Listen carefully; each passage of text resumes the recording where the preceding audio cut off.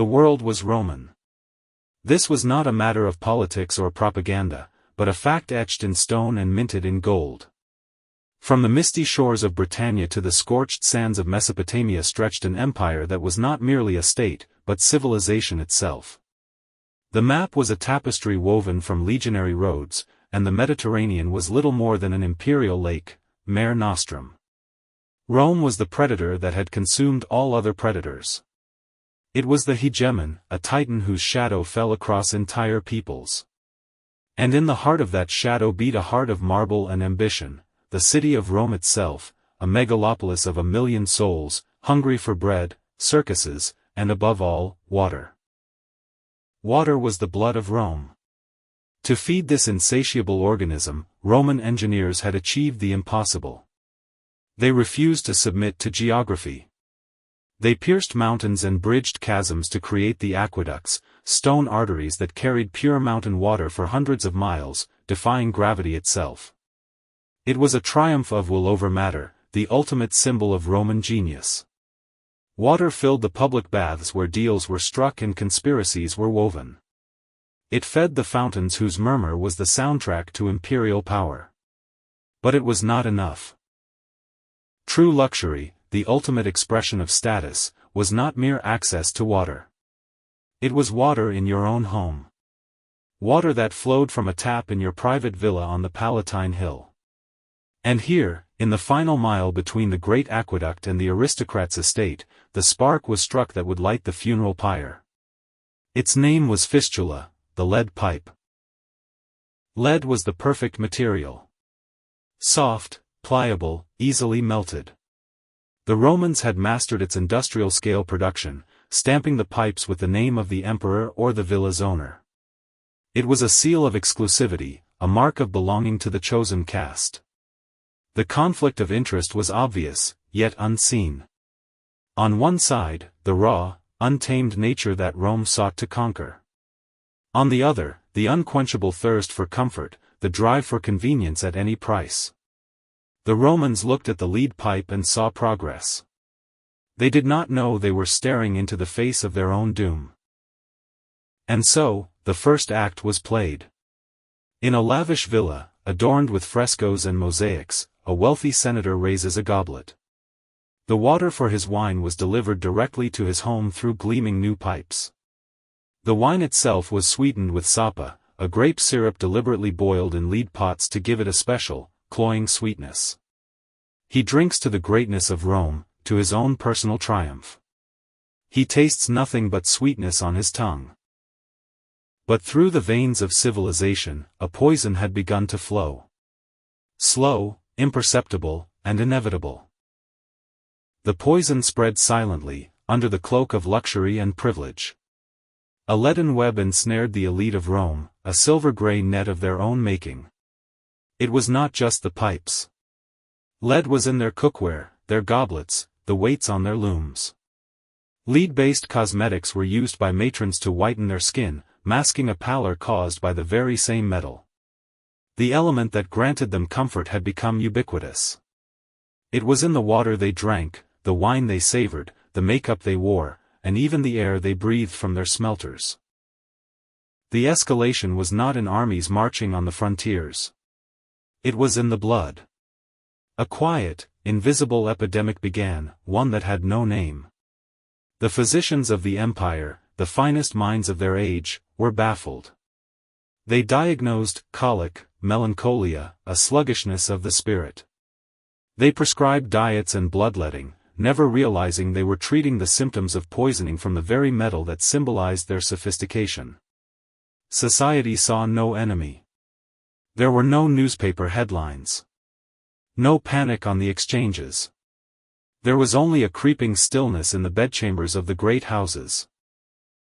Empty cradles became the curse of the aristocracy. The great old families, whose ancestors had founded the Republic, began to wither. Men became sterile, women suffered miscarriages. The demographic crisis that future historians would blame on wars and plagues began in opulent atriums where water flowed from leaden taps. The seeds of ruin were being sown in the wombs of Roman mothers. And then, they took the stage. The emperors. Gods on earth, whose will was law. Their hubris was boundless, their power absolute. And their madness was legendary. Consider Caligula, who reportedly planned to make his horse a consul. Consider Nero, burning his own city and blaming a fringe cult. Consider Commodus, who fancied himself Hercules and fought disabled gladiators in the arena. Historians would blame eccentricity, the corrupting nature of absolute power, a tainted bloodline. They saw the smoke, but they missed the fire. They did not understand that an emperor's brain, saturated with lead, is a broken compass, steering the ship of state directly onto the rocks. Decisions made in the fog of lead-induced encephalopathy were not mere mistakes, they were cataclysms. Paranoia fueled purges of the Senate. Megalomania launched ruinous wars and pointless building projects. Impulsiveness shattered key alliances. The Roman elite, blinded by their own brilliance, could not entertain the thought that the source of their troubles was not a conspiracy of enemies, but the water in their own cups. Their pride was an impenetrable shield, deflecting the inconvenient truth. The world stood at the edge of a precipice. But this was not the abyss one stares into before a battle. It was a void that had opened within Rome itself, in the minds of its rulers. The clock was ticking, not counting down to war, but to a complete, systemic collapse. The moment of truth never arrives with a blast of trumpets. It comes as a whisper that no one wants to hear. That whisper belonged to a select few. The architect Vitruvius, as early as the 1st century B.C., wrote that water from lead pipes was injurious to the human system. He had observed the workers in lead foundries and mines, their ghastly pallor, their sickness, their early deaths. Pliny the Elder, the great encyclopedist, also noted the toxic fumes of lead. This was the unexpected factor, the variable that could have changed everything. Knowledge. Pure, empirical knowledge, born from observation. But this knowledge met a wall. A wall of money, convenience, and arrogance. To concede that Vitruvius was right would have been to commit economic suicide. It would mean dismantling thousands of miles of existing pipes, abandoning an entire industry, admitting that the ultimate symbols of Roman luxury were, in fact, instruments of slow suicide. It was unthinkable. And so the elite of Rome found themselves trapped by their own ambition. They had created a system of comfort so complete that they could no longer abandon it. It was easier to ignore the whispers of a few intellectuals than to re-engineer their entire world. It was easier to blame the sickness of the workers on their low birth and squalid conditions than to admit that the same poison, in smaller doses, was flowing into the veins of senators and the emperor himself. This is the price of progress, they told themselves, as they sent another slave to the lead mines. They failed to understand that the slave dies quickly, while the master dies slowly, losing first his mind, and then the future of his line. The abyss into which they were falling was both demographic and intellectual. Generation by generation, the ruling class grew sicker, less fertile, and more irrational. The old aristocratic families, the bearers of centuries of tradition and political experience, simply died out. Their places in the Senate were taken by provincial upstarts and military commanders, whose only virtue was loyalty to the current, often demented, emperor.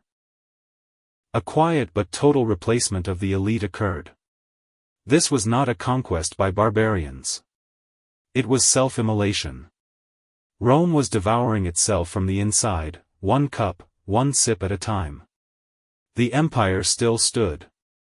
Its legions still patrolled the frontiers. Its governors still collected taxes. But its brain, its central nervous system, was afflicted with an incurable disease. It had become a giant with the mind of a child, petulant, cruel, and incapable of long-term planning. The external shell of power concealed an inner void. They had built a civilization that could last 1,000 years but had poisoned the people meant to run it. Who blinked first? In this war, there were no sides to blink.